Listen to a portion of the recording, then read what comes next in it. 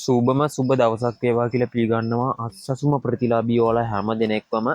ඉතින් ඔන්න ඔයාලට අදත් වැදගත් වෙන තොරතුරක් තමයි අරගෙන අවිල්ලා තියෙන්නේ. ඉතින් ගොඩක් කට්ටිය ඇහුවා අපේ WhatsApp channel එකට message දාලා මෙන්න මේ විදිහට FB page එකට message දාලා ගොඩක් කට්ටිය ඇහුවා පාසල් ළමුන් සඳහා දෙන දීමනාව හැමෝගෙම ළමයිට ලැබෙයිද? ඒ වගේම කාටද ලැබෙන්නේ?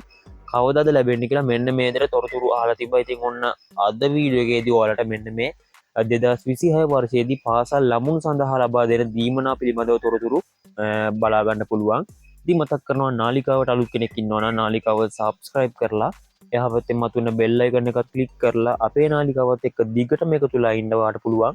ඉතින් මොකද කියලා නම් අස්සසුම සම්බන්ධයෙන් සහ රජයේ දීමනා සම්බන්ධයෙන් තොරතුරු හරි තොරතුරු නිවැරදි වෙලාවටම අපේ නාලිකාවෙන් තමයි ඔයාලා වෙතට ගෙන එන්නේ. ඉතින් එහෙනම් අපි වැඩි කතා නොකර අද තොරතුරට යන්. ඉතින් ඔයාලා දන්නවා ඇති 2026 වර්ෂයේ ඉඳලා මෙන්න මේ විදිහට රජයේ නිවේදනය නිකුත් කරා.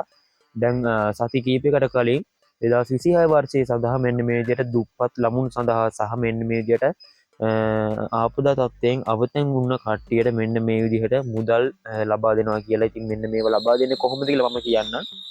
ඉතින් ඔයාලා දන්න ඇති රුපියල් 5000ක දීමනාව ගිය අවුරුද්දෙත් මෙන්න මේ විදිහට 2025 වර්ෂයේදී අයවැයෙන් තමා තීරණය කරේ මෙන්න මේක කොහොමද දෙන්නේ කාටද දෙන්නේ කියලා.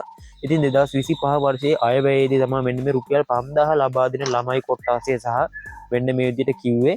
ඉතින් ඒ හින්දා රුපියල් 5000ක දීමනාවත් 2026 වර්ෂයේදී අයවැයෙන් තමා අපිට බලා ගන්න පුළුවන් වෙන්නේ. ඉතින් ඒකේ තොරතුරු තාම නිකුත් කරලා නැති හින්දා අපි ඔයාලට ගේන්න විදිහක් නැහැ.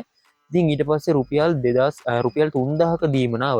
ඉතින් මෙන්න මේ දීමනාව ලබා දෙන්නේ වතුකර පාසල්වල ළමයිට සහ ඒ පාසල්වල සිසුන් සංඛ්‍යාව 250ට වඩා අඩු නම් 250ට වඩා අඩු නම් ඔයාගේ ළමයටත් මෙන්න මේ විදිහට මේක ලබා දෙනවා. ඉතින් මේක ලබා දෙනවා කියලා තියෙන්නේ විදුහල්පති හරහා තමයි. ඉතින් ඔයාලට මතක ඇති ගිය අවුරුදු වල ගත්තා නම් මේක වවුචරයක් හරහා තමයි මේක ලබා දුන්නේ. ඉතින් ඔයාලගේ ළමයටත් තියෙනවද නැද්ද කියලා බලාගත්ත හැකි මේක විදුහල්පති. ඒ කියන්නේ ඔයාලගේ පාසලේ සිසුන් සංඛ්‍යාව 250ට අඩු නම් ඒ වගේම වතුකර ප්‍රදේශ කියන්නේ නගරබද ප්‍රදේශවල මේ වතුකර ප්‍රදේශවල නම් ජීවත් වෙන්නේ ඔයාට පුළුවන් විදුහල්පති හම්බෙලා මෙන්න මේ විදිහට යාත් එක්ක සාකච්ඡා කරලා මේක ලබා ගැනීමේ හැකියාව තියෙනවා.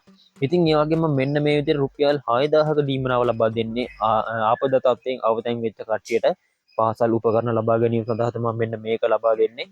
ඉතින් ඒකත් ඔයාලට විදුහල්පති හරහා තමයි දැනුවත් කරන්නේ. ඉතින් 2026 වර්ෂයේ ඒ කියන්නේ ජනවාරි මාසයේ පටන් ගන්න කලින් විදුහල්පතිතුමා හමු වෙලා මෙන්න මේ ගැන දැනුවත් වෙන්න කියලා මුලින්ම මතක් කරනවා. ඉතින් මෙන්න මේ විදිහට තමයි මේක ලබා දෙන්නේ 2026 වර්ෂයේදී. ඉතින් තව දීමනා රැසක් දෙන්න තියෙනවා මෙන්න මේ විදිහට රජයෙන්. ඉතින් ඒවා පිළිබඳව ඔයාලව දැනුවත් කරන්න. ඉතින් නාලිකාව subscribe කරලා නාලිකාවත් එක දිගටම එකතුලා ඉන්න. එහෙනම් ඔයගොල්ලන්ට සුබම සුබ දවසක්. අපි තවත් තොරතුරකින් හමු වෙමු.